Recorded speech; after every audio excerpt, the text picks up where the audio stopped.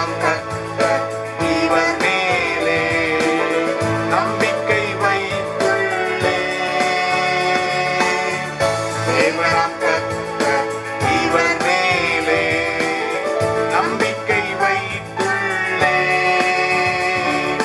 பாக்கியவான் நான் பாக்கியவான், பாக்கியவான் நான் பாக்கியவான்.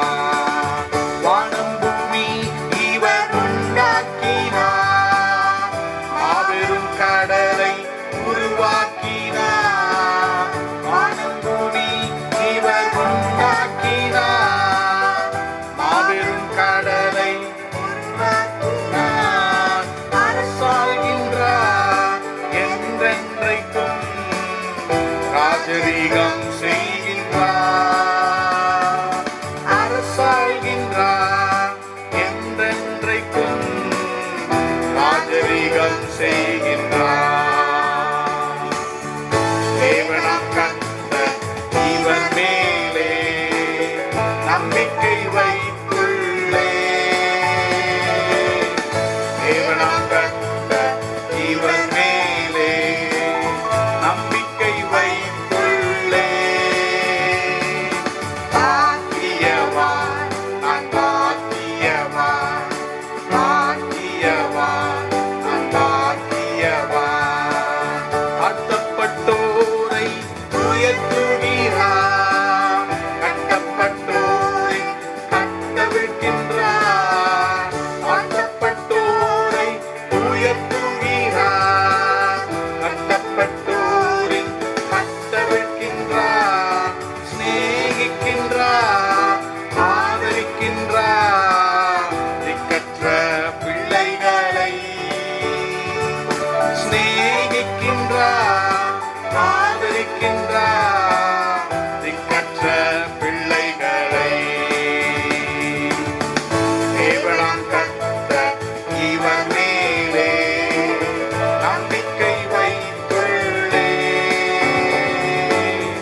தேவனாம் கர்த்தர் இவர் மேலே நம்பிக்கை வைத்துள்ளேன். பாக்கியவான் நான் பாக்கியவான், பாக்கியவான் நான் பாக்கியவான். யாக்கோபின் தேவன் துணையானார், பாக்கியவான் பாக்கியவான். யாக்கோபின் தேவன் துணையானார், பாக்கியவான் பாக்கியவான். எங்கள் தேவன் யாக்கோபின் தேவனாய் இருக்கிறீர் கர்த்தாவே, நாங்கள் பாக்கியவானாய் இருக்கிறோம். எங்களை யாக்கோபை போல இஸ்ரவேலாக எங்களை ஆசீர்வதிக்கிற தேவன், பல மடங்கு ஆசீர்வாதங்களை யாக்கோபுக்கு கொடுத்த தேவன் உம்முடைய பிள்ளைகளுக்கும் கொடுக்க வல்லவராய் இருக்கிறீர். உம்முடைய ஆசீர்வாதங்களை நாங்கள் சுதந்திரித்துக் கொள்ள கர்த்தர் எங்களை பாக்கியவான்களாக மாற்றி இருக்கிறீர். இன்றைக்கு இந்த பாடல்களை பாடின ஒவ்வொருவருடைய ஆத்துமாவையும் கர்த்தர் உயிர்ப்பித்து தாழ்த்தப்பட்டோரை நீர் உயர்த்தும்படியாக உம்மை நோக்கி நாங்கள் வேண்டுகிறோம். கர்த்தர் ஒவ்வொருவரையும் நீர் ஆசீர்வதிப்பீராக. ஒவ்வொருவருடைய வாயிலிருந்து புறப்படும் துதி உம்முடைய சிங்காசனத்துக்கு நேராக செல்வதாக ஆசீர்வதி. இயேசுவின் நாமத்தில் ஜெபிக்கிறோம் பிதாவே, ஆமென்.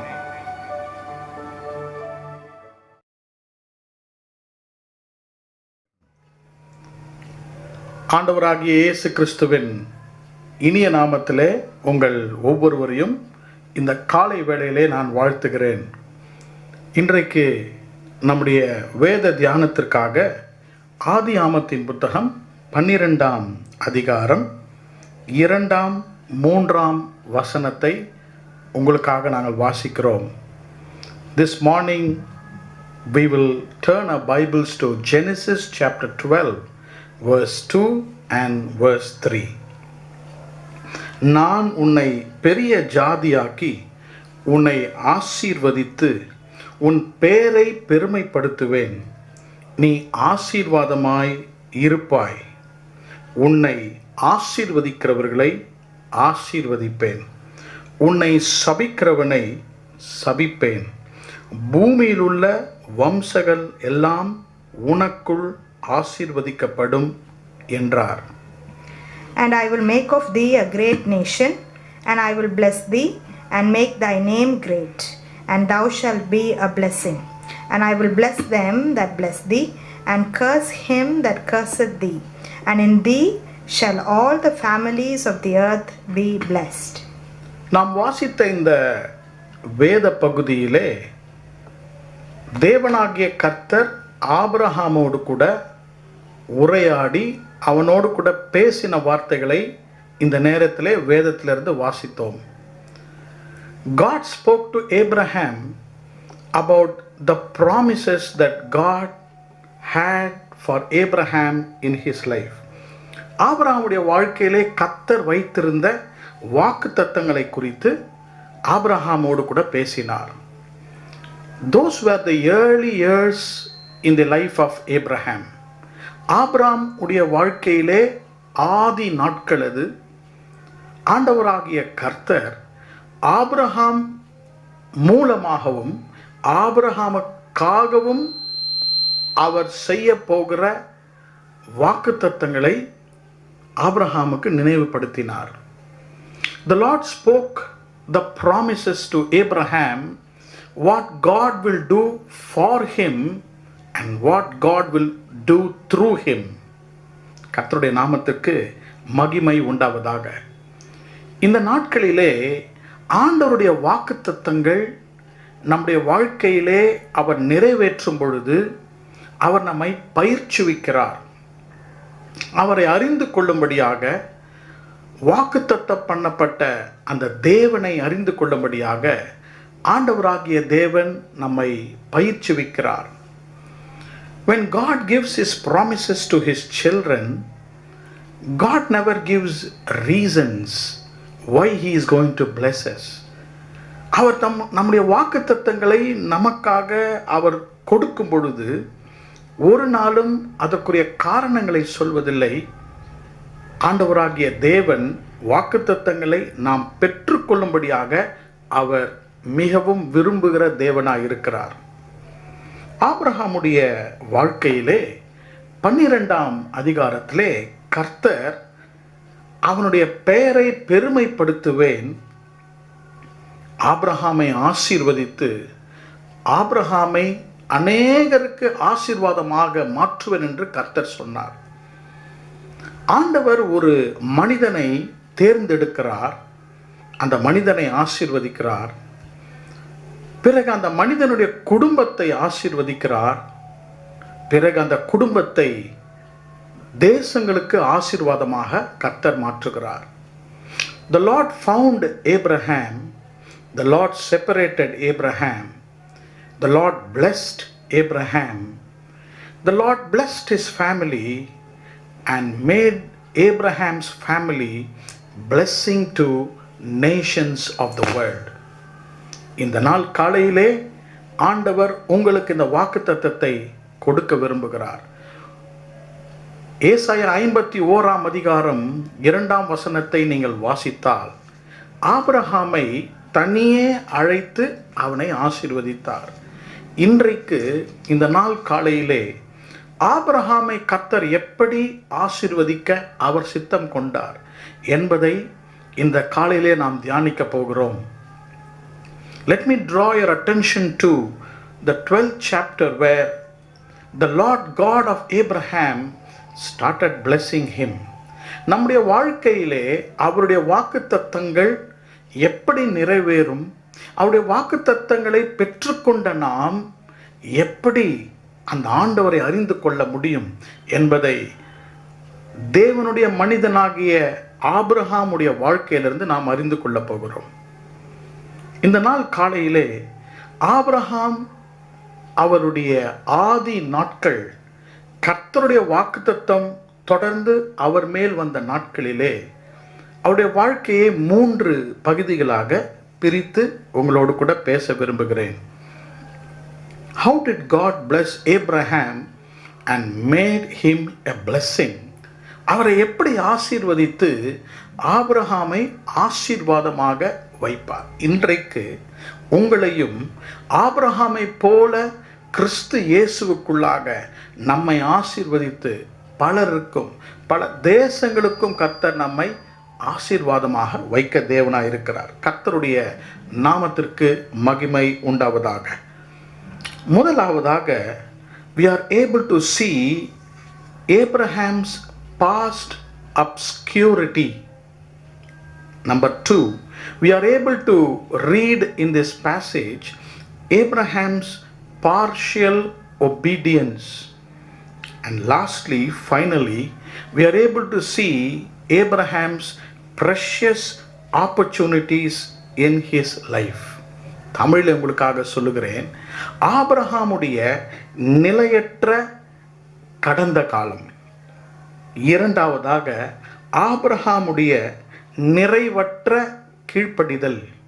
மூன்றாவதாக, ஆபிரகாமுக்கு கர்த்தர் கொடுத்த அரிதான விலையேற பெற்ற தருணங்கள். கர்த்தருடைய நாமத்துக்கு ஸ்தோத்திரம். ஆண்டவரால் ஆசீர்வதிக்கப்படுகிற ஒவ்வொருவரும் இந்த 3 வழி மூலமாக நாம் கடந்து செல்ல வேண்டும். ஆதியாகமம் 11ஆம் அதிகாரத்திலே ஆபிரகாமுடைய வாழ்க்கையிலே அவருடைய கடந்த காலத்தை குறித்து வாசிக்க போகிறோம்.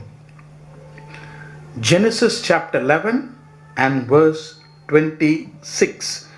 ஆதியாகமம் 11ஆம் அதிகாரம் 26ஆம் வசனம். தேராகு 70 வயதான போது ஆபிராம் நாகோர் ஆரான் என்பவர்களை பெற்றான். And Terah lived 70 years and begat Abram, Nahor and Haran. ஆபிரகாமுடைய தகப்பனாருடைய பெயர் தேராகு. ஆங்கிலத்திலே டேரா என்று வாசிக்கிறோம். ஆபிரகாமோடு கூட பிறந்தது 2 சகோதரர்கள், நாகோர் ஆரான் என்று வாசிக்கிறோம். 26ஆம் வசனம் முதல் 31ஆம் வசனம் வரை நீங்கள் மெதுவாக வாசித்தால் you can read about the past obscurity of Abraham's life. ஆபிரகாமுடைய கடந்த காலம் தெளிவற்றதாகவும் நிலையற்றதாகவும் இருந்தது. அவனுடைய கடந்த கால வாழ்க்கையை பார்க்கும் பொழுது it was so obscure, மிகவும் நிலையற்ற வாழ்க்கை. 26ஆம் வசனம் முதல் 31ஆம் வசனம் வரை நாம் அந்த 11ஆம் அதிகாரத்திலே வாசிக்கும் பொழுது 3 காரியத்தை வாசிக்கலாம். The place of his home, the problems of his original home, and the pain that he had in his home. அவருடைய கடந்த காலத்திலே அவர் வீடு இருந்த ஒரு இடம். இரண்டாவது, அவருடைய வீட்டில் இருந்த பிரச்சனைகள். மூன்றாவதாக, அவருடைய வீட்டில் இருந்த மன வேதனைகள். நான் முன்பாக சொன்னது போல 26ஆம் வசனத்திலே கர்த்தர் ஆபிரகாமை அழைத்தார். அவன் ஊர் தேசத்திலே அவர் வாழ்ந்து வந்து கொண்டிருந்தார். He lived in a place called Ur. இன்றைக்கு சிரியா தேசம், ஈராக் தேசம் இருக்கிற இடத்திலே தான் அந்த ஊர் தேசம் இருக்கிறது. மிகவும் வளம் பெற்ற ஒரு இடமாக இருக்கிறது. ஐப்ராத் நதி ஓடுகிற ஒரு இடமாக அது இருந்தது. அந்த ஐப்ராத் நதியினுடைய கரையிலே அநேக விதமான செல்வங்களும் அநேக ஆடு மாடுகளும் அவர்கள் வளர்த்து எழுப்பினார்கள். It was a fertile and a prosperous place. ஆனால் ஊர் தேசத்தை குறித்து நாம் வாசிக்கும் பொழுது the place where Abraham lived was a place where they served idols and practiced idolatry.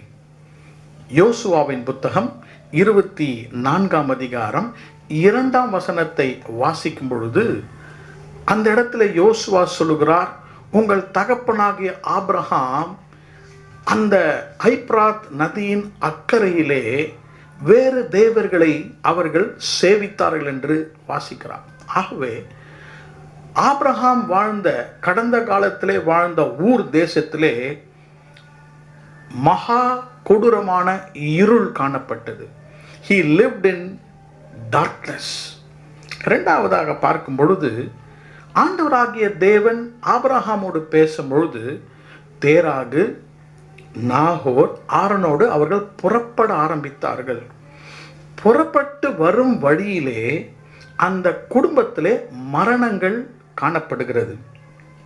28ஆம் வசனத்திலே, கல்தையர் தேச பட்டணத்திலே தன் தகப்பனாகிய தேராகு மரிக்கும் முன்னே ஆரான் மரித்து விடுகிறான்.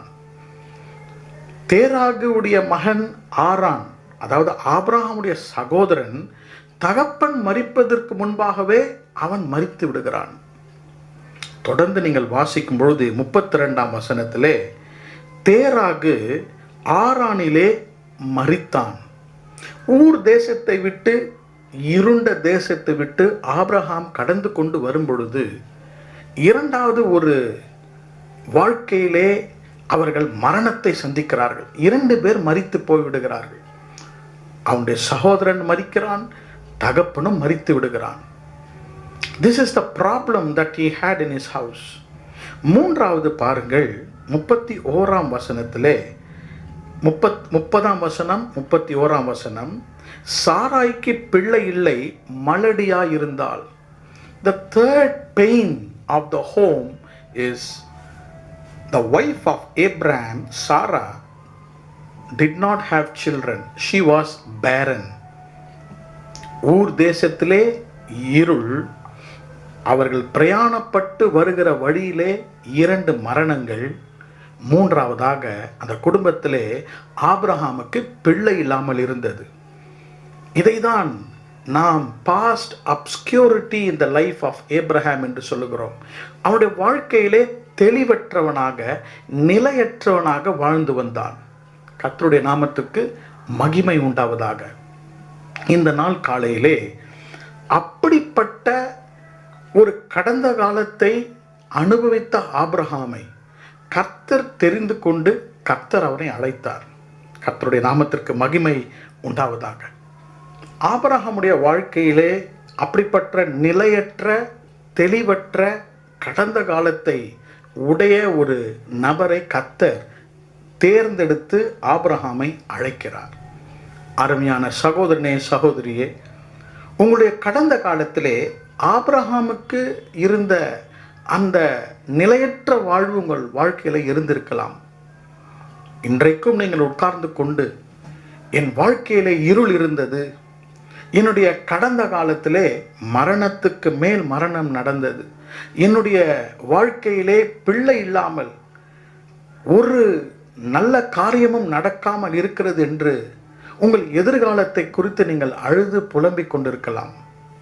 அப்படிப்பட்டவர்களை கர்த்தர் அழைக்கிறார். உங்களை இன்றைக்கு கர்த்தர் அழைக்கிறார். ஆபிரகாமுடைய வாழ்க்கையிலே ஆண்டவர் 2வது படிக்கு அவரை கொண்டு செல்கிறார். The Lord called Abraham.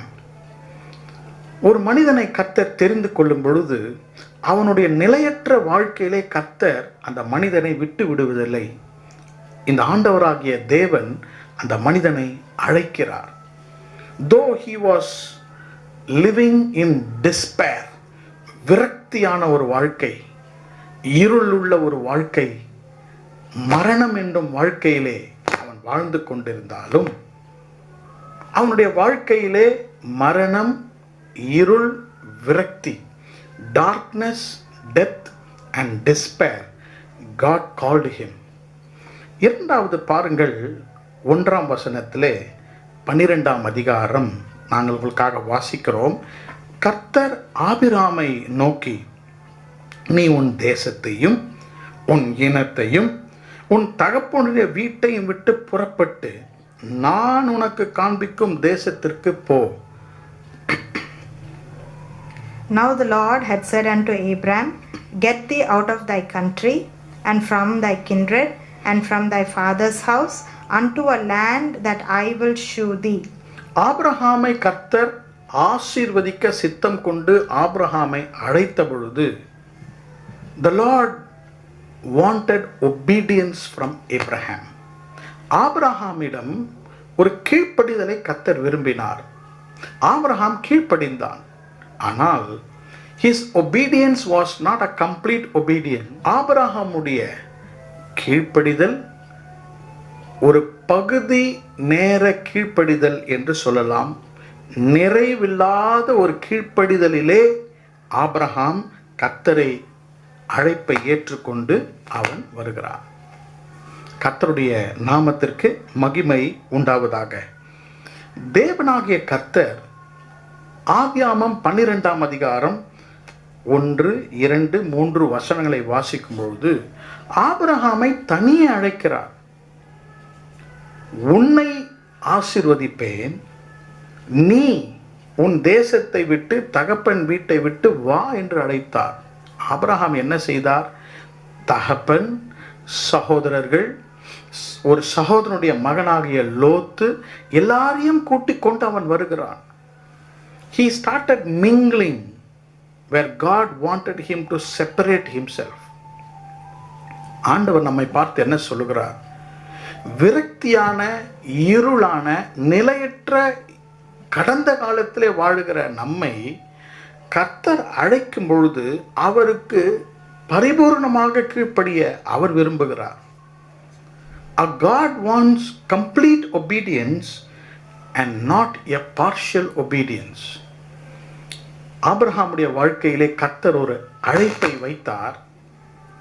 ஆனால் ஆபிரகாம் என்ன செய்தான் என்று இந்த இடத்துல பார்க்கும் பொழுது his partial obedience involved two things. அவனுடைய பகுதியுள்ள ஒரு கீழ்ப்படிதல், நிறையற்ற கீழ்ப்படிதல். முதலாவதாக his compromise, இரண்டாவதாக the cost of his delay. கர்த்தருடைய நாமத்துக்கு ஸ்தோத்திரம்.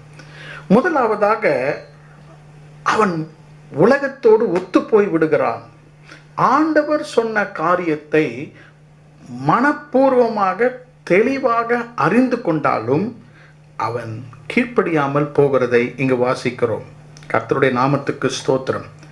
அதற்கு பிறகு நாம் வேதத்தை வாசிக்கும் பொழுது ஆண்டவர் லோத்தை எப்படி ஆபிரகாமை விட்டு பிரித்து ஆபிரகாமை தனியே அழைத்து ஆசீர்வதித்தார் என்று வாசிக்கிறோம்.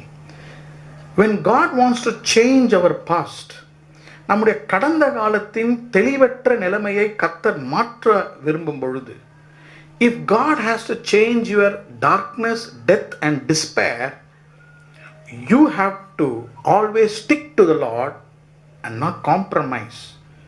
பரவாயில்லை, இப்படிப்பட்ட காரியங்கள் என்னோடு கூட கடந்த காலத்திலிருந்து வர வேண்டும் என்று நாம் ஒரு காலம் சொல்ல இயலாது. அப்படி செய்தால் ஆண்டவர் தாமதிப்பார். இரண்டாவது பாருங்கள், அவனுடைய நிறைவற்ற கீழ்ப்படிதலிலே he had to pay a cost for the delay he did in his life. தாமதிக்கிறார். ஆண்டவரும் தாமதித்தார், ஆபிரகாமும் ஒத்து போனதினாலே he had to pay a cost. What was the cost? He has to wait. ஆபிரகாமுடைய நிலையற்ற எதிர்காலத்திலிருந்து கர்த்தர் ஆபிரகாமை விடுவிக்கும்படியாக விரும்பி இந்த அழைப்பை கொடுத்த பொழுது சற்று நேரம் நாம் சிந்தித்தது போல ஆபிரகாம் அவன் பின்தங்கி அவன் தாமதப்படுத்தினான். He compromised and he had to pay a cost for the delay in his life. அவன் செலுத்தின கிரயம் என்ன? வாழ்க்கையிலே மரணங்கள். ஆண்டவர் நமக்கு ஆசீர்வதிக்கும்படியாக அவருடைய வாக்குத்தத்தங்களை நமக்கு தரும் பொழுது உடனடியாக அவர் என்ன சொல்லியிருக்கிறாரோ அதன்படியாக நாம் கீழ்ப்படியும் பொழுது விரைவிலே கர்த்தர் அவர் தம்முடைய வாக்குத்தத்தங்களை, நாம் பெற்றுக்கொண்ட வாக்குத்தத்தங்களை நம்முடைய வாழ்க்கையிலே அவர் நிறைவேற்ற கர்த்தர் வல்லவராயிருக்கிறார். கர்த்தருடைய நாமத்துக்கு ஸ்தோத்திரம். கர்த்தர் ஆபிரகாமை விடவில்லை. கர்த்தர் ஆபிரகாமை அவருடைய கடந்த காலத்திலிருந்து ஆபிரகாமை கீழ்ப்படியும்படியாக செய்து மூன்றாவதாக 12ஆம் அதிகாரம் 3ஆம் வசனத்தை உங்களுக்காக வாசிக்கிறோம். Genesis chapter 12 and verse 3. உன்னை ஆசீர்வதிக்கிறவர்களை ஆசீர்வதிப்பேன், உன்னை சபிக்கிறவனை சபிப்பேன், பூமியில் உள்ள வம்சங்கள் எல்லாம் உனக்குள் ஆசீர்வதிக்கப்படும் என்றார். And I will bless them that bless thee, and curse him that curseth thee, and in thee shall all the families of the earth be blessed. மூன்றாவதாக ஆண்டவராகிய தேவன் ஆபிரகாமுக்கு அரிய அருமையான விலையேற பெற்ற வாய்ப்புகளை கர்த்தர் ஏற்படுத்தி கொடுத்தார்.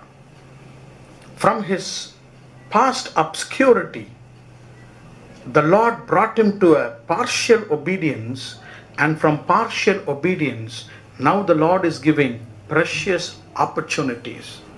அரிய வாய்ப்புகள். என்ன வாய்ப்புகள்? முதல் 3-4 வசனங்கள், ஆதியாகமம் 12ஆம் வசனத்தை வாசிக்கும் பொழுது 3 அருமையான சந்தர்ப்பங்கள், வாய்ப்புகளை ஆபிரகாமுக்கு கர்த்தர் தந்தார். முதலாவதாக God told him to walk with him. இரண்டாவதாக God told him to watch with him. மூன்றாவதாக the Lord told him to wonder at his promises. முதலாவதாக தேவனோடு கூட நடக்கும்படியாக கர்த்தர் ஆபிரகாமை அழைத்து ஒரு வாய்ப்பை கொடுத்தார். இரண்டாவதாக ஆண்டவருடைய செயல்களை பார்க்கும்படியாக ஆபிரகாமுக்கு ஒரு தருணத்தை கொடுத்தார். மூன்றாவதாக ஆபிரகாமுக்கு அவர் நிறைவேற்றும் அவருடைய வாக்குத்தத்தங்களை அனுபவிக்கும்படியாக கிருபை செய்தார். இந்த நாளிலே கடந்த காலத்திலிருந்து நம்மை கீழ்ப்படிதலுக்கு கர்த்தர் கொண்டு வந்து மூன்றாவதாக ஆண்டவராகிய தேவன் நமக்கு வாய்ப்புகளை தருகிறார். These are the 3 opportunities God gave to Abraham. கர்த்தர் சொன்னார், என்னோடு கூட நீ நடக்க வேண்டும்.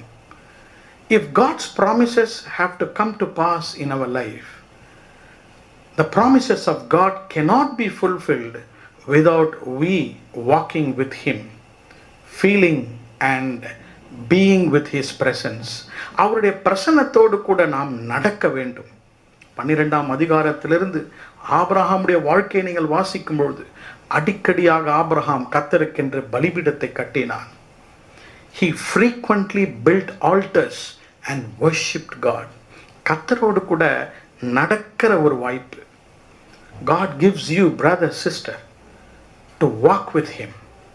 That is a great opportunity. அவர் நம்மோடு கூட நடக்க விரும்புகிறார். அவரோடு கூட நாம் நடக்கும் பொழுதுதான் கர்த்தர் நமக்கு சொன்ன வாக்குத்தத்தங்கள் நிறைவேற ஆரம்பிக்கின்றன. ஆபிரகாம் கர்த்தரோடு கூட நடக்க ஆரம்பிக்கின்றார்.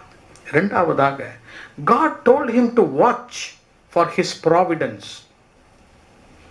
கர்த்தரை நம்பி விசுவாசத்திலே தன்னுடைய வீட்டை விட்டு வந்து விட்டார். இனிமேல் கர்த்தர் தான் அவனுக்கு எல்லாவற்றையும் செய்ய வேண்டும். God has to provide all his needs. ஆண்டவர் அவருடைய ப்ராவிடன்ஸ், அவருடைய ஞானத்திலே ஆபிரகாமை அருமையாக நடத்தினார். அதை நாம் காணும்படியாக நமக்கு ஒரு வாக்குத்தத்தத்தை தருகிறார். We have a great opportunity to watch how God provides our needs. உங்களுடைய தேவைகள், சரீர தேவைகள், வீட்டின் தேவைகள், குடும்ப தேவைகள், உங்கள் வேலை விஷயங்கள், ஆவிக்குரிய தேவைகளை அவர் நமக்கு தருகிறார். ஆபிரகாமுக்கு கொடுத்தார். அதை நாம் காண அவர் நமக்கு ஒரு வாய்ப்பை தருகிறார். மூன்றாவதாக கர்த்தர் ஒன்றன் பின் ஒன்றாக ஆபிரகாமுடைய வாழ்க்கையிலே தம்முடைய வாக்குத்தத்தத்தை அதிசயமாக நிறைவேற்றுகிறார். God wonderfully fulfilled His promises in Abraham's life. Abraham was amazed and wondered at God's fulfillment of God's promises. அருமையான கர்த்தருடைய பிள்ளைகளே, இந்த நாளின் செய்தி உங்கள் இருதயத்திற்குள்ளாக கடந்து செல்லட்டும். நான் உன்னை ஆசீர்வதிப்பேன், உன்னை அநேக தேசங்களுக்கு உன்னை ஆசீர்வாதமாக வைப்பேன் என்று கர்த்தர் சொல்லுகிறார். அதை எப்படி அவர் செய்கிறார்? உங்கள் கடந்த காலத்திலிருந்து உங்களை பிரித்து எடுக்கிறார். நிகழ்காலத்திலே உங்களை கீழ்ப்படியும்படியாக வைக்கிறார். எதிர்காலத்திலே அவரோடு கூட நடக்கும்படியாக, அவருடைய வாக்குத்தத்தங்களை நிச்சயமாக நிறைவேற்றும்படியாக உங்களை அவர் அழைக்கிறார்.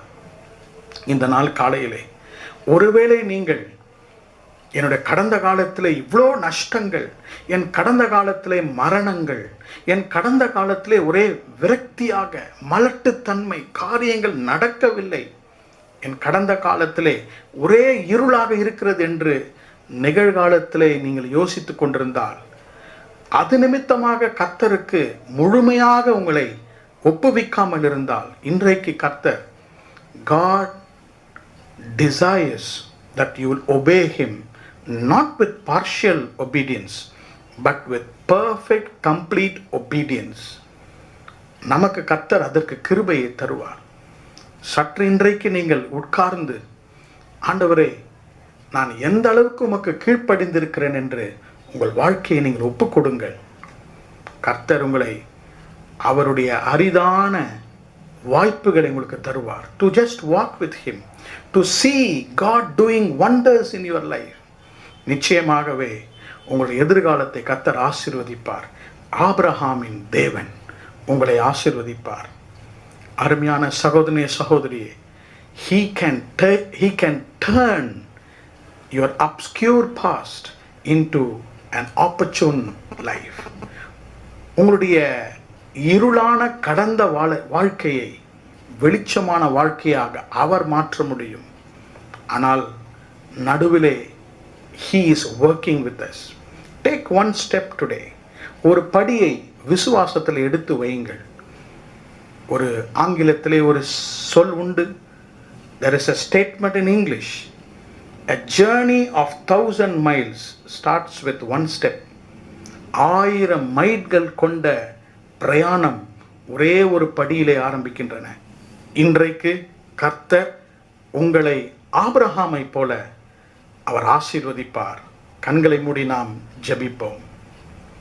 அன்பின் பிதாவே, இந்த நாளிலே ஆபிரகாமுக்கு கொடுத்த வாக்குத்தத்தங்களை நாங்கள் விசுவாசிக்கிறோம்.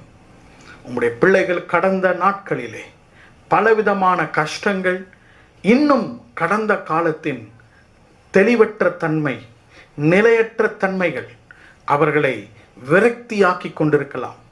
இந்த நாள் காலையிலே உம்முடைய பிள்ளைகளை கடந்த காலத்தின் நினைவுகளிலிருந்து விடுதலையாக்கி புதிய ஒரு எதிர்காலத்தை, ஆபிரகாமை எப்படி இருளினின்று மரணத்திலிருந்து ஆபிரகாமை அந்த மலட்டு தன்மை விரக்தியிலிருந்து விடுவித்தீரோ, உம்முடைய பிள்ளைகளை நீர் விடுவித்து அம்மோடு கூட நடக்கிற ஒரு வாழ்க்கையை நீர் தார். அவளை ஆசீர்வதியும். இருதயத்தில் எந்த ஜெப விண்ணப்பங்களோடு இருக்கிறார்களோ அதை கர்த்தர் கேட்டு நீர் ஆசீர்வதிப்பீராக. இயேசுவின் நாமத்தில் ஜெபிக்கிறோம் பிதாவே, ஆமென். என் ஆத்துமாவே கர்த்தரை ஸ்தோத்திரி, என் முழு உள்ளமே அவருடைய பரிசுத்த நாமத்தை ஸ்தோத்திரி. என் ஆத்துமாவே கர்த்தரை ஸ்தோத்திரி, கர்த்தர் செய்த சகல உபகாரங்களையும் மறவாதே. ஆமென். நம்முடைய கர்த்தராகிய இயேசு கிறிஸ்துவினுடைய கிருபையும் பிதாவாகிய தேவனுடைய அன்பும் பரிசுத்த ஆவியானவருடைய அந்யோன்ய ஐக்கியமும் நம்மோடும் நம் குடும்பத்தாரோடும் இன்றும் என்றும் சதா காலங்களிலும் இருப்பதாக. ஆமென். கர்த்தர் உங்களை ஆசீர்வதித்து உங்களை ஆசீர்வாதமாக மாற்றுவாராக.